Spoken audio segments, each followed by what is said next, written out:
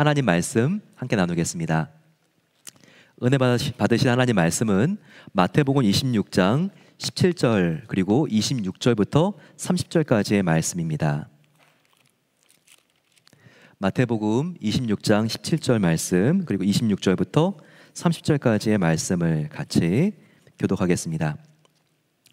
무교절의 첫날에 제자들이 예수께 나와서 이르되 유월절 음식 잡수실 것을 우리가 어디서 준비하기를 원하시나이까.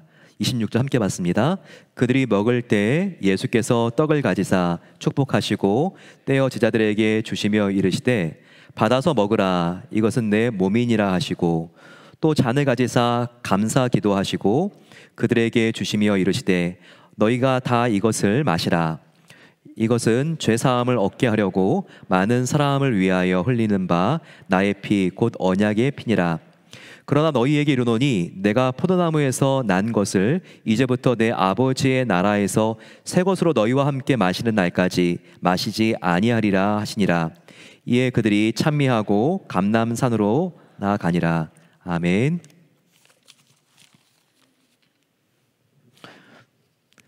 오늘은 종려주일이 시작되는 주일입니다. 오늘은 종려주일 팜 트리 선데이라고 합니다. 팜 선데이라고 하죠. 우리가 종려나무를 보게 되면 이스라엘 사람들이 왕이 성에 입성할 때 이것을 막 흔들면서 환영할 때 사용했던 바로 그와 같은 재료가 된 식물입니다.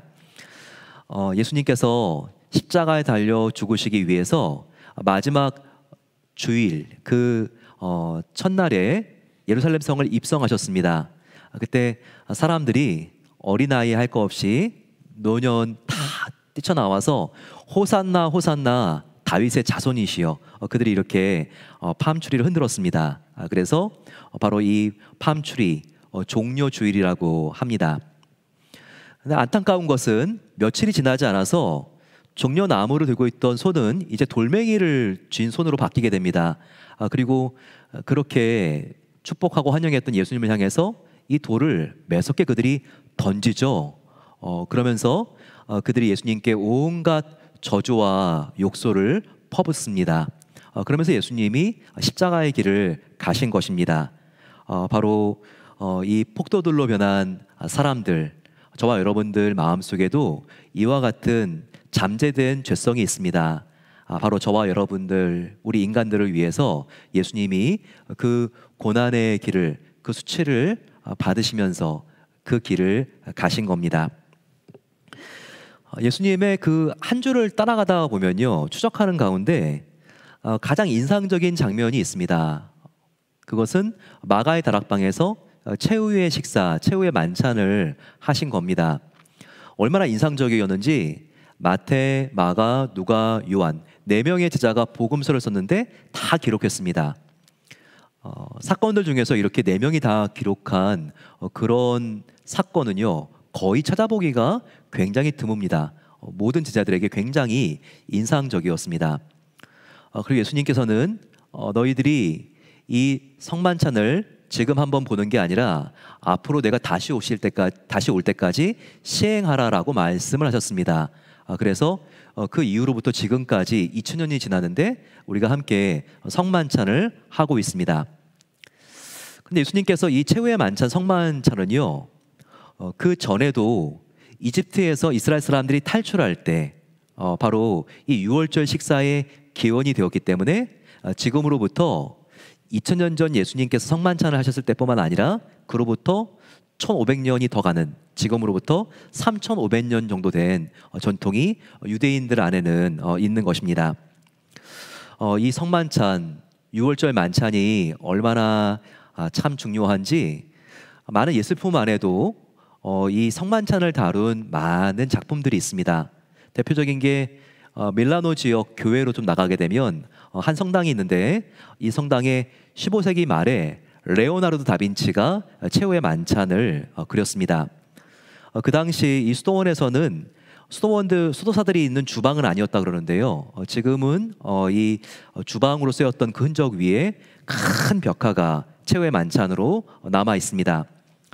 예술사 속에서 굉장히 중요하죠. 원근법이 처음으로 거의 이렇게 시도가 됐는데 정말 그 원근법의 비율이 지금 뭐 AI 인공지능으로도 따라잡을 수가 없을 정도로 그렇게 표현되어 있습니다. 여기에 예수님의 제자들이 예수님과 함께 사랑의 분위기 속에서 만찬을 하는 장면이 이렇게 나와 있습니다. 만약에 저와 여러분들이 이 땅에서 마지막 식사를 한다고 하면 누구와 하실 겁니까? 정말 마음이 내키지도 않는 사람, 내가 뭔가 먹어도 체할 것과 같은 사람하고 일부러 식사를 하실 겁니까? 그건 아니겠죠. 이게 지금 마지막 식사라는 걸 안다면 내가 정말 그동안 가장 사랑했던 사람, 그 사람과 함께 의미 있는 식사를 하려고 하지 않을까요? 저도 군대 가기 전에 정말 20대 청년이었지만 그 마지막 정말 이 사회에서 했던 식사를 잊을 수가 없습니다. 그때 저는 용산역에서 밤 12시에 TMO라고 하는 국군 수송 열차를 타고 장성으로 이렇게 이동하는 스케줄이었는데요. 그때 어머니가 이렇게 부르시더라고요. 마지막 날이지 않니 도나야, 너의 친구하고 용산역 근처에서 식사할 수도 있겠지만 나하고 식사하자. 어머니가 그러셨어요. 그래서 그날이 이제 뭐 민간인으로서는 진짜 거의 마지막 날이니까 낮에 모든 해야 될 일들을 다 해놓고 몇 달 동안 못 나오니까 군대에서요. 그리고 이렇게 집에 들어갔더니 어머니가 이렇게 정말 맛있는 음식, 굴비, 된장찌개, 군부대 가니까 부대찌개를 제외하고는 다 해놓으셨더라고요. 얼마나 맛있게 음식을 이렇게 차려주셨는지 정말 참 어머니하고 깊은 대화를 나누고 그리고 그날 용산역으로 갔던 기억이 있습니다. 그렇죠. 예수님도 마지막 식사라는 것을 아시기 때문에 아무나 식사를 한 게 아닙니다. 가장 사랑했던 애 제자들 12명과 함께 최후의 만찬을 하신 겁니다. 그날은 예수님의 마지막 주간 목요일이었어요. 이 목요일은 예수님은 금요일 6월절에 어린 양으로 십자가에 달리셨기 때문에 하루의 시작이 해가 뜰 때가 아니라 이스라엘 사람들은 해가 질 때였거든요. 그래서 이 목요일 날 밤에 해가 졌을 때 예수님이 이 6월절 식사를 하십니다. 이게 바로 최후의 만찬입니다. 이 식사가 어떻게 시작되는가? 마태복음 26장 17절을 보게 되면 예수님이 제자들에게 질문을 하시죠. 무교절의 첫날에 제자들이 예수님께 나와 이르되 6월절 음식 잡수실 것을 우리가 어디서 준비하기를 원하시나이까? 예수님, 우리가 어디서 이 6월절 식사를 하죠? 거기에 대한 예수님의 대답은 마가의 다락방이야. 우리가 다락방에서 함께 마지막 식사를 하자. 이렇게 말씀하셨습니다. 그래서 6월절 식사를 마가의 다락방에서 제자들이 준비하게 됩니다. 지금도 유대인들 가정을 가게 되면요, 그들이 독실한 유대교 신자일수록 이 6월절 만찬을 정확하게 규정에 따라서 지키는 관습이 있습니다. 사진에서 보는 것과 같이 이 6월절 식사 중에는 우리가 성만찬을 할 때 나누는 떡과 포도주가 있습니다. 떡은 특별히 누룩이 들어가 있지 않는 떡인데 이 떡을 맛자라 그럽니다. 코스코 같은 데 가도 이때쯤이면 참 많이 이렇게 내놓고 팔죠. 그리고 함께 모여서 6월절 식사를 하게 되는데 쟁반에 놓여져 있는 식사를 보게 되면 거기에 맛자가 중간에 있고 그리고 어린 양이 있고 그리고 여기에 쓴 나물이 있습니다. 포도주가 있고 이렇게 배치를 해놓고 식사에 들어가게 되어 있습니다. 그런데 이 6월절 식사는요, 뭐 30분, 1시간짜리 식사가 아니에요. 보통 한 4시간 정도 걸립니다. 왜냐하면 이것은 그냥 식사뿐만 아니라 우리나라로 본다 그러면요, 추석과 설날 같이 차례상을 차려놓는 겁니다. 그래서 순서에 따라서 마치 예배와 제사와 함께 식사가 진행되기 때문에 거의 자정이 다 되어서야 끝난다는 것을 우리가 알 수 있습니다. 6월절 식사는요, 크게 네 부분으로 나누어집니다. 그런데 지금 이게 어느 순서쯤 왔는가 확인할 수 있는 방법이 있는데요. 이 네 개로 분리된 식사 중에서 네 번의 포도주 잔을 듭니다. 그래서 이 포도주 잔이 각각 다른 명칭과 용도로 사용되는데 이걸 보면서 지금 이 6월절의 식사가 여기까지 진행되었구나, 그것을 추측할 수가 있습니다. 이 네 개의 잔의 명칭은 무엇일까요? 첫 번째 잔은 성화의 잔입니다. 성결의 잔이 있습니다. 두 번째 잔은 구원의 잔, 세 번째 잔은 언약의 잔, 그리고 네 번째 잔은 완성의 잔이라고 불립니다. 이 네 개의 잔은요, 특별히 하나님의 구원의 사역을 과거, 현재, 미래로 보여줍니다. 이게 왜 그런지 제가 설명을 드리겠습니다. 그 전에 우리는 이 6월절 예수님의 마지막 식사가 마태, 마가, 누가, 요한 사복음서에 다 기록이 되어 있는데 이것이 퍼즐 조각같이 이렇게 기록되어 있다는 것을 우리가 알 필요가 있습니다. 그 중에서도 우리가 요한복음이 요한이 조명하고 있는 성만찬 식사를, 최후의 만찬을 보게 되면 참 특별한 것을 알 수 있어요. 요한복음 13장부터 17장까지 이 여러 장을 통해서 요한은요, 예수님께서 최후의 만찬을 하실 때 어떤 말씀을 하셨는가, 예수님의 말씀, 그 다음 십자가로 그 다음 날 돌아가시기 때문에 이 제자들과 나눈 고별 설교에 대하여 요한복음 13장부터 14장까지 13장부터 17장까지 그렇게 묘사를 하고 있습니다.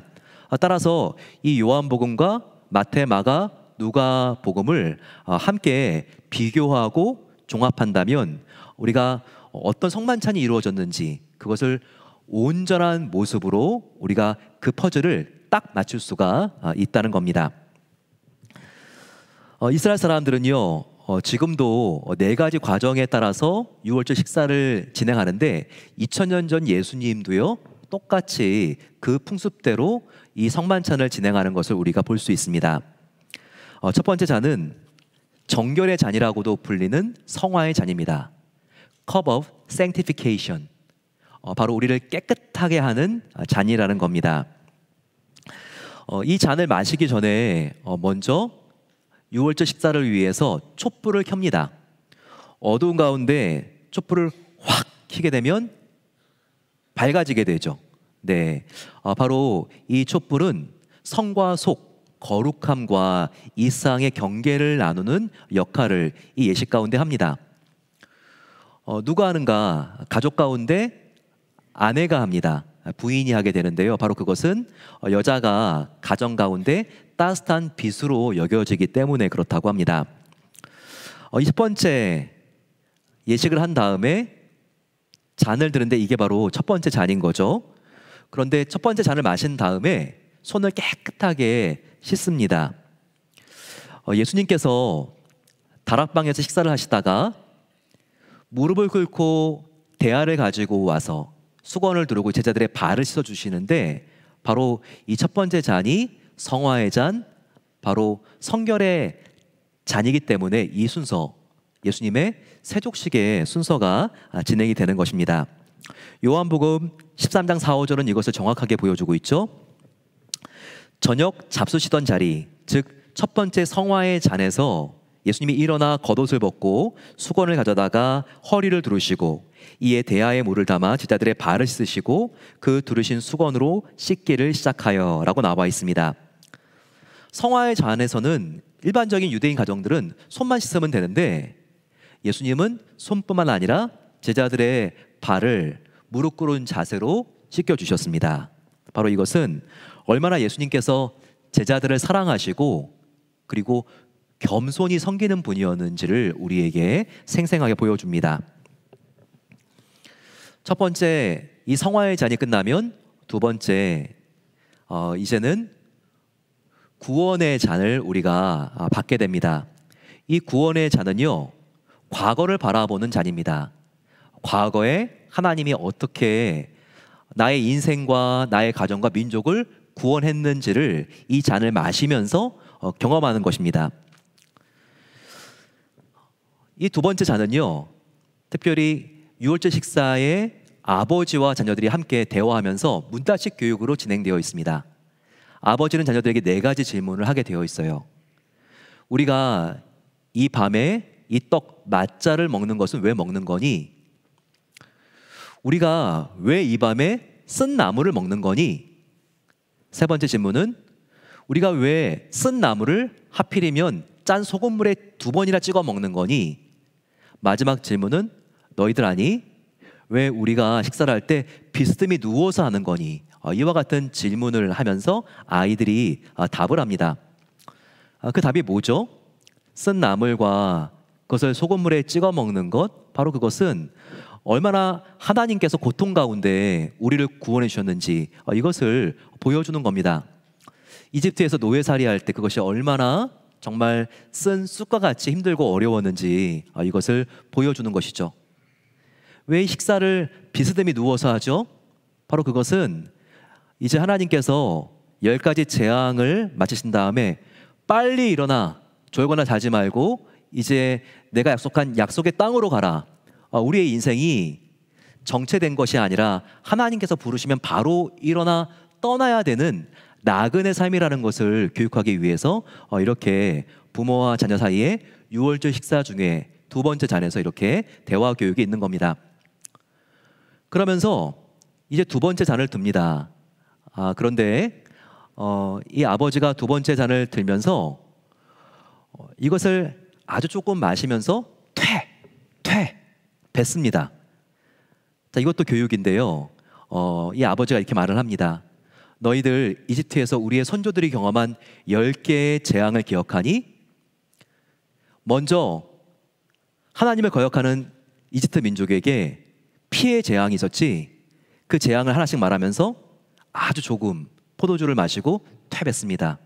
그 다음에는 개구리 심판이 있었지. 마시고 퇴뱉고요.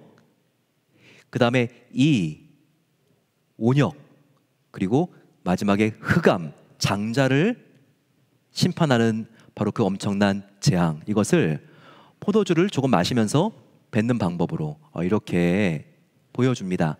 그러면 아이들이 그 모습이 참 우스워요. 키득키득 웃을 때 아버지는 또 이렇게 교육을 하는 거죠.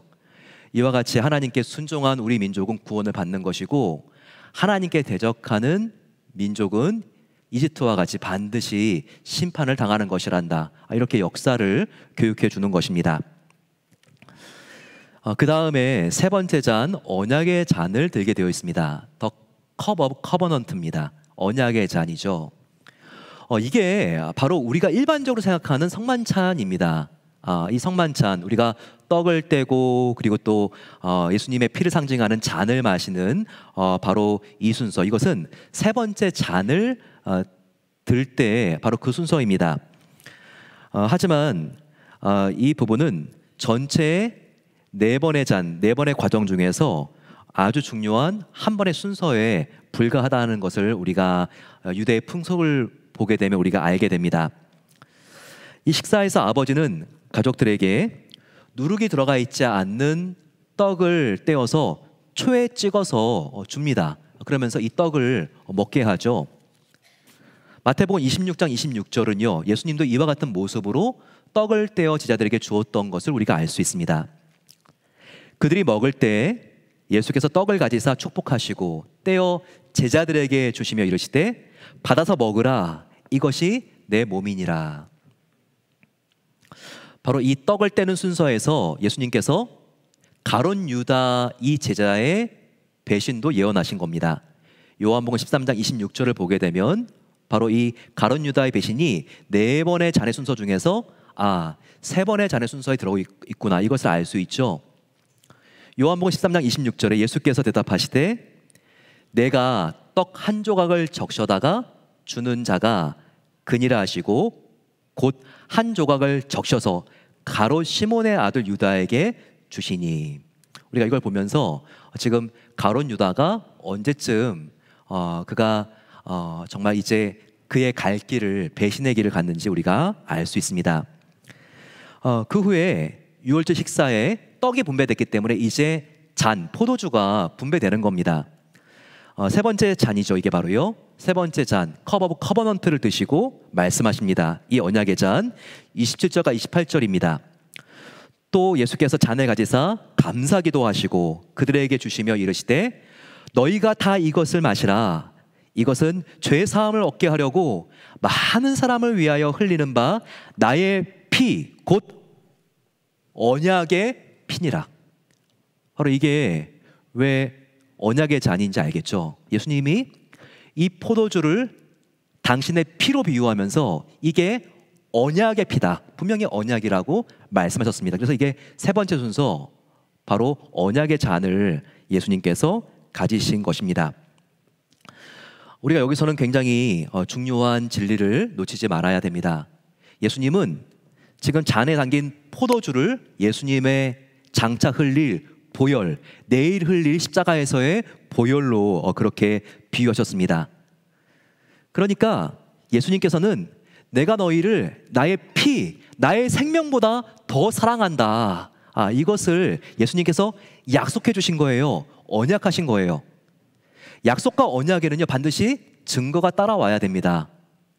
내가 너희를 목숨보다 더 사랑하는 줄 꼭 너희들이 기억해야 된다라고 하면서 그 증거로 예수님께서 내일 십자가에 달려서 내가 흘릴 나의 생명이 담긴 바로 그 피가 증거다. 바로 이 증거를 예수님께서 보여주신 것이죠. 그래서 찬송가 가사처럼 그 피가 마음속에 큰 증거됩니다. 정말 이 피보다, 예수님이 저와 여러분들을 위하여 흘려주신 이 피보다 저와 여러분들을 영원히 완전히 사랑한다고 하신 것보다 더 큰 증거는 없는 겁니다. 그래서 분명히 사도 바울은 로마서 5장 8절에 이것을 우리에게 보여주고 있는 거죠. 우리가 아직 죄인 되었을 때 그리스도께서 우리를 위하여 십자가에 피 흘려 죽으심으로 하나님께서 우리에 대한 자기의 사랑을 증명하셨느니라, 확증하셨느니라, 분명히 이렇게 나와 있는 것입니다. 이 세 번째 잔은요, 이렇게 영원한 사랑의 언약이, 저와 여러분들을 향한 하나님의 영원한 사랑의 언약이 약속되었기 때문에 참 중요한 잔이라는 것을 우리가 알아야 돼요. 그런데 여기서 이 세 번째 잔에서 우리가 반드시 놓치면 안 되는 게 또 한 가지가 있습니다. 바로 그것은 바로 이 유월절 만찬, 특별히 세 번째 이 언약의 잔은요, 결혼식 중에서도 약혼식과 굉장히 유사성을 갖는다는 것입니다. 우리는 이 유월절의 세 번째 유월절 언약의 잔이 이스라엘 남자 여자의 결혼식 중에서도 바로 이 약혼식과 아주 깊은 관계를 갖고 있다는 것을 놓치지 말아야 합니다. 예수님은 최후의 만찬을 제자들과 함께 마가의 다락방에 서셨을 때 내일 있을 십자가의 죽으심만을 생각하면서 진행한 게 아니었어요. 이 최후의 만찬을 하실 때에는요, 자신과 성도들, 예수님과 저와 여러분들의 결혼식을 생각하시면서 함께 이 성만찬을 진행하셨다는 것을 놓치지 말아야 합니다. 그 이유, 근거가 무엇일까요? 예수님이 성만찬을 진행하면서 하셨던 모든 대화의 내용은 어디에 있다 그랬죠? 요한복음에 있다 그랬죠. 요한복음 13장부터 17장까지가 성만찬 중에 예수님께서 제자들과 함께 나눈 대화의 내용이라고 제가 말씀을 드렸죠. 그런데 이 말씀들 중에 특별히 결혼식, 약혼식과 관계된 그와 같은 예수님의 대화가 참 중요한 중심을 이루고 있어요. 특별히 요한복음 14장에 보게 되면요, 예수님께서 성만찬을 나누시면서 하필이면 정말 남녀의 약혼식에 대하여 참 중요한 교훈들을 제자들에게 알려주는 것을 우리가 발견하게 됩니다. 특별히 전통 이스라엘에서 약혼식을 할 때가 되면요, 신랑과 신부가 마치 유월절 식사의 세 번째 잔, 언약의 잔과 똑같은 이 약혼식에도 언약의 잔을 신랑과 신부가 서로 간에 마시게 되어 있습니다. 유대교의 전통 결혼식을 보게 되면 남자가 그 신부의 집에 찾아와가지고 결혼 지참금을 내게 되어 있죠. 자기의 이 희생을 치러서 결혼 지참금을 내게 되면 이제부터 신부는 약혼식이지만 법적으로 신랑의 소유가 되고 이제 둘은요 합법적으로 부부가 되는 겁니다. 바로 그때 신랑과 신부는 이 약혼식에서 언약의 잔을 함께 나누게 되어 있는 겁니다. 먼저 남편이 이 약혼식에서 언약의 잔을 한 모금 마시면서 언약서에 나와 있는 내용을 이렇게 읽습니다. 신부여, 이 잔을 마시는 이 순간부터 우리는 언제나 같은 생명을 마시게 될 것입니다. 이렇게 언약서를 읽습니다. 그러면서 자기가 마신 잔을 신부에게 건넵니다. 그러면 같은 잔을 신부가 마시면서 이렇게 고백을 합니다.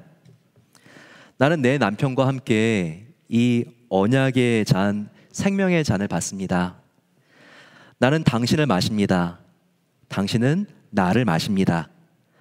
따라서 나의 모든 것이 당신의 것입니다. 그리고 당신의 모든 것은 나의 것입니다. 이제 우리는 하나입니다. 신부가 고백합니다. 바로 이때 마시는 잔이 바로 컵 오브 커버넌트, 언약의 잔이라는 것입니다. 예수님은 성만찬 유월절 식사를 하실 때 바로 이 언약의 잔을 드시면서 십자가에서 피 흘려 당신이 십자가에서 희생당하실 바로 그 생각만 하신 게 아니라 지금 결혼식에서 신랑이 결혼 지참금의 희생을 치르면서 이제 신부인 당신과 신랑인 나는 하나입니다. 이렇게 고백하는 약혼식도 함께 생각한 것입니다. 이렇게 세 번째 잔, 특별히 언약의 잔은요, 이 안에 목숨 바쳐 사랑하는 희생과 더불어서 그리고 남자 여자의 목숨 건 서로 간의 사랑의 고백, 바로 이 고백이 함께 담겨 있는 잔이라는 것을 우리가 알 필요가 있습니다. 그 다음에는요, 이제 유월절 식사의 마지막으로 갑니다. 여러분, 유월절은요, 지금의 부활절인데 항상 하늘 보게 되면요, 하늘 밤에 달의 모양이 항상 똑같아요. 큰 보름달입니다. 이 보름달, 이 부활절이면서 바로 유월절 같은 날인데요. 그런데 유대인들로 보게 되면 그날이 정월이에요. 새해라는 거예요. 새해를 기념하기 위해서 이렇게 한다는 거예요. 그래서 이 유월절 식사 마지막으로 가면 갈수록 시간이 11시, 자정을 향해서 11시 55분 이렇게 되면 그 분위기가 송구영신 분위기가 나요. 지금도 송구영신 되게 되면 막 축포를 쏘고 막 불꽃놀이를 하는 사람도 있지 않습니까? 그것처럼 2000년 전 그 고대 사회로 갔을 때도요, 이렇게 부활절, 이렇게 유월절 식사를 하면서 마지막 네 번째 잔을 마실 때가 되면요, 이제 창문을 다 엽니다. 문을 다 열어요. 그러면서 이 마지막 네 번째 잔을 마시는 거죠. 그러면서 뭐 하는지 아세요? 함께 그들이 즐거워하면서 높은 곳으로 올라가요. 새해를 맞기 위해서 그들이 높은 곳으로 올라가는 거죠. 지붕으로 올라가는 사람도 있고 산으로 올라가는 사람도 있습니다. 그리고 과거 고대부터 지금까지 그들은 흥얼거리고 노래를 부르면서 올라가는데 시편 113편부터 118편까지 할렐루야 송을 부르면서 그들이 그렇게 올라가요.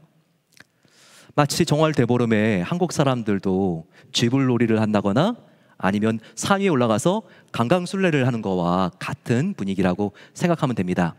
그래서 이렇게 유월절 식사를 마치고 예수님과 제자들은요, 마가의 다락방에서 나옵니다. 그리고 어디로 가죠? 높은 데로 가야죠. 산으로 올라갑니다. 그들이 함께 노래를 하면서 겟세마네 동산으로 올라가는 거예요. 그리고 나서 어떻게 됩니까? 예수님은 그날이 마지막 밤이기 때문에 땀이 핏방울이 날 때까지 그 동산에서, 그 산에서 기도하시죠. 하지만 제자들은 세상이 모르고 자다가 예수님이 가룟 유다의 은 30냥에 팔려서 결국 십자가의 길을 가게 되는 것입니다. 그런데 우리가 잊지 말아야 될 게 있어요. 이 최후의 만찬 네 번의 식사를 하게 되면서 특별히 이 네 번째 식사 때 예수님께서 의도적으로 고의적으로 빠뜨린 부분이 있어요. 가장 중요한 부분인데요. 바로 네 번째 잔을 예수님께서 의도적으로 마시지 않았다는 겁니다. 실수로 까먹은 게 아니라 정말 의도적으로 네 번째 잔을 예수님께서 드시지 않았다고 하는 증거가 나와 있어요. 바로 네 번째 잔을 드셔야 될 그 시기에 예수님께서 말씀하십니다. 마태복음 26장 29절에 내가 일부러 네 번째 잔 포도주는 마시지 않는 것이다. 이 말씀이 여기에 나와 있어요. 보실까요? 그러나 너희에게 이르노니 내가 포도나무에서 난 것을 이제부터 내 아버지의 나라에서 새 것으로 너희와 함께 마시는 날까지 마시지 아니하시리라 하시니라.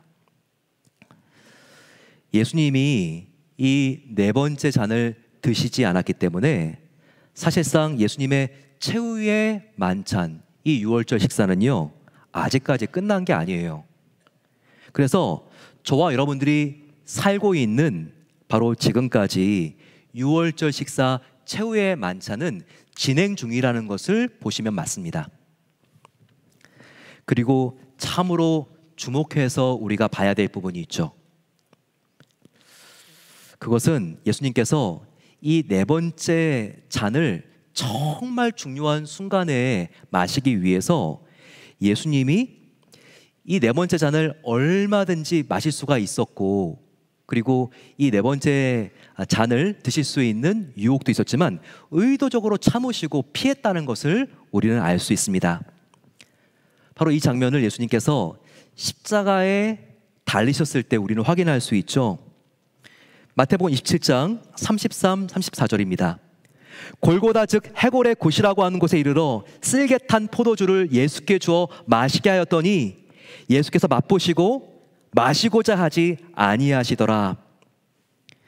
예수님의 타들어가는 목마름과 예수님의 그 고통을 보고 로마 군병들조차도 예수님의 그 갈증과 아픔을 조금이라도 해소시켜 드리기 위해서 마치제와 같은 포도주를 해용에 적셔서 예수님의 그 입에 마시게 하려고 했어요. 하지만 그게 됐나요? 아닙니다. 예수님께서는요, 이런 식으로는 그렇게 소중한 네 번째 포도주를 마시고 싶지 않으신 거예요. 그래서 예수님께서는 이 포도주를 거절하시고 다시 뱉으신 것입니다. 왜일까요? 이 네 번째 완성의 잔은요, 마지막 가장 좋은 때 그 순간을 위해서 예수님은 남겨놓고 싶으셨거든요. 가장 좋은 때 그 순간은 언제일까요? 이것은 장차 예수님이 단둘이 신부와 나누게 될 결혼식 당일을 위해서 이 네 번째 잔은 그날 먹어야 되기 때문에 예수님께서 남겨놓으신 것입니다. 바로 이와 같은 의도가 최후의 만찬 중에 설교하셨던 요한복음 14장 3절에 나와 있어요. 우리의 신랑 되신 예수님께서 이렇게 말씀하지 않았습니까? 요한복음 14장 3절 말씀, 내가 너희를 위하여 거처를 예비하러 가노니 가서 너희를 위하여 거처를 예비하면 내가 다시 와서 너희를 내게로 영접하여 나 있는 곳에 너희도 있게 하리라. 이게 무슨 말일까요? 유대 결혼 전통을 정확히 알고 있었던 예수님은요, 지금 이 신랑과 신부가 약혼식에서 어떠한 행동을 하는지를 여기서 보여주고 있는 거예요. 유대 전통적인 결혼식을 보게 되면 신랑과 신부가 언약의 잔을 마시는 이 약혼식을 마치면요, 결혼하는 데 있어서 최소 1년 내지 몇 년이 걸립니다. 약혼한 다음에 바로 결혼, 약혼한 다음에 지금처럼 뭐 몇 달 뒤에 결혼이 아니라 최소 몇 년은 걸린다는 거예요. 그 기간 동안 뭐 합니까? 신랑은 약혼한 다음에 다시 아버지의 집에 가서 앞으로 자기가 사랑하는 신부와 함께 살 수 있는 신혼집을 짓기 시작합니다. 그리고 신부는요, 앞으로 자기가 정말 함께 살고 싶은 바로 그 신랑을 위해서 바느질, 요리와 같은 그런 신부 수업을 친정 어머니께 배우게 되어 있어요. 그러던 중에 신랑의 아버지가 아들도 모르고 자기만 아는 때에 이렇게 말씀합니다. 이제는 신혼집이 완성되었으니 아내를 데리고 오거라. 그러면 갑자기 아내를 데리러 가는데 바로 이때가 결혼의 완성인 것입니다. 이와 같은 결혼 분석을 너무나 잘 알고 있었던 예수님이었기 때문에 요한복음 14장 3절에서 이렇게 말씀하신 거예요. 내가 오늘 성만찬을 통해서 나의 생명을 걸고 너와 약혼했으니 이제 나는 아버지의 집으로 간다. 거기서 내가 너를 위하여 거쳐 신혼방을 예비하겠다. 그리고 반드시 사랑하는 신부인 너를 이 땅에 외롭게 놔두지 않고 내가 너를 데리러 이 땅에 다시 오겠다. 그때 우리의 결혼이 완성이 되고 나는 너를 내가 준비한 신혼집으로 데리고 올라가 거기에서 영원한 사랑을 나누고 행복하게 살겠다. 바로 이것이 요한복음 14장 3절의 말씀이라는 것입니다. 이 네 번째 잔, 정말 예수님께서는 이 잔을 너무나 고대하고 있습니다. 사랑하는 나의 신부와 단둘이 마실 바로 이와 같은 네 번째 잔을 말이죠. 이 네 번째 잔은요, 신랑 되신 예수님께서 재림하실 때 어린 양의 혼인잔치 때 마시게 될 잔이라고 그렇게 예언되어 있습니다. 이 네 번째 잔은 신랑 되신 예수님께서 다시 오셔서 하나님의 나라를 완성하실 때 바로 그때가 어린 양의 혼인잔치인데 이 결혼식 때 마실 잔이라는 게 요한계시록에 그대로 예언되어 있어요. 요한계시록 19장, 성경의 이 마지막 책인 요한계시록의 19장 7절과 9절에 어떻게 되어 있습니까? 우리가 즐거워하고 크게 기뻐하며 그에게 영광을 돌리세 어린 양의 혼인기약이 이르렀고 그의 아내가 자신을 준비하였으므로 천사가 내게 말하기를 기록하라 어린 양의 혼인잔치에 청함을 받은 자들은 복이 있도다 라고 말하고 있습니다. 예수님은 장차 반드시 다시 오셔서 신부인 저와 여러분들과 결혼할 때 마실 이 네 번째 잔을 지금도 간절히 소망하면서 기다리고 계세요. 그런데 제가 묻습니다. 과연 저와 여러분들에게는 예수님의 이 기다림과 같은 간절한 기다림이 있습니까? 이 네 번째 잔을 기다린다면 우리는 어떤 삶을 살아야 될까요? 첫 번째, 네 번째 잔, 완성의 잔을 기다리고 있다면 우리는 복음을 힘써 전해야 합니다. 성만찬을 우리가 생각할 때 이 성만찬이 나를 구원했지, 과거만을 돌아보고 그리고 하나님이 나와 함께 계시니까 얼마나 은혜가 내 안에 족한가, 현재만을 바라보는 것이 아니라 우리는 이 떡과 잔을 마실 때마다, 성만찬을 대할 때마다 나를 위하여 죽으시고 부활하신 나의 신랑 되신 예수님께서 장차 오실 것이라는 이 약속을 꼭 기억해야 된다는 겁니다. 그럼 사도 바울이 어떻게 말했습니까? 고린도전서 11장 26절에 너희가 이 떡을 먹으며 이 잔을 마실 때마다 주의 죽으심을 그가 오실 때까지 전하는 것이니라. 성만찬을 우리가 함께 먹고 마실 때마다 주님의 십자가의 죽으심과 무덤에서 부활하심을 주님의 재림 오실 때까지 우리가 전해야 된다는 것을 사도 바울이 우리에게 알려주는 것입니다. 네 번째 잔을 마시게 될 어린 양의 혼인잔치가 열리기 위해서는 신랑 되신 예수님이 반드시 오셔야 돼요. 어린 양, 신랑 되신 예수님께서 반드시 오셔야지 어린 양의 혼인잔치가 열릴 수 있지 않습니까? 또 신랑 되신 예수님이 그 혼인잔치에서 우리와 함께 네 번째 잔을 마시기 위해서는요, 먼저 복음이 이 땅 끝까지 전파되어야 합니다. 왜냐하면 예수님이 분명히 말씀하셨잖아요. 분명히 복음이 온 천하 상 만민까지 전파되어야 그때야 끝이 오리라. 예수님의 말씀입니다. 따라서 이 네 번째 잔을 갈망하는 우리들은요, 이 시간 나의 삶의 자리와 땅끝까지 복음을 전하기 위하여 힘쓰고 기도하는 자가 되어야 한다는 겁니다. 두 번째, 이 네 번째 완성의 잔을 기다리는 사람은요, 신랑 대신 예수님만 바라보고 이 세상에서 순결한 신부가 되기로 자청해야 합니다. 예수님도 이 네 번째 포도주를 사랑하는 신부인 우리들과만 나누기 위해서 다른 이들과 함부로 포도주 마시는 것을 예수님께서는 단호하게 거부하셨습니다.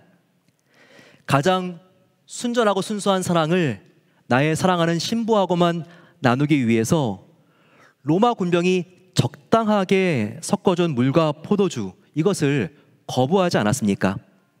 분명히 마태복음 26장 29절을 보게 되면 예수님께서 쓸개탄 포도주를 주려 하였더니 예수님께서 마시고자 아니하시니라, 분명히 나와 있지 않습니까? 우리도 예수님께만 드려야 될 그 순전한 사랑을 이 세상과 그래서 나누면 안 되는 거예요. 이 세상의 지위, 물질, 즐거움과 비교할 수 없이 그렇게 우리가 사랑해야 될 유일한 님은 예수 그리스도여야 합니다.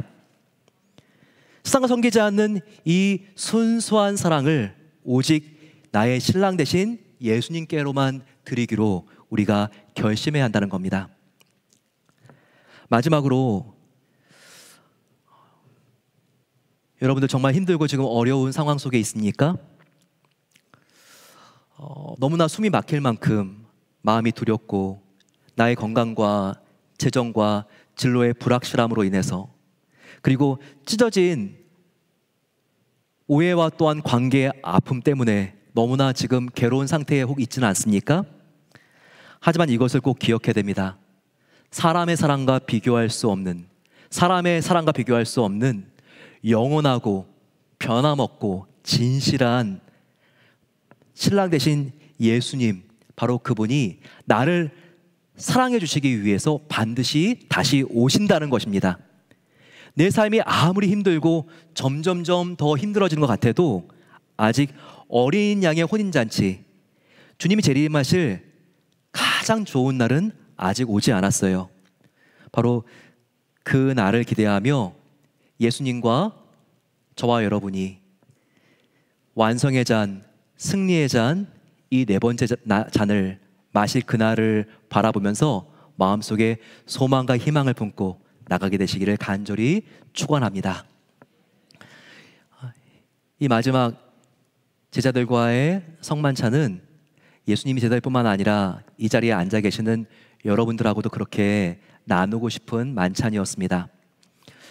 특별히 우리가 이 성만찬은 과거, 현재, 미래가 만나고 성부, 성자, 성령 하나님이 함께 만나는 현장인 것을 우리가 기억해야 합니다.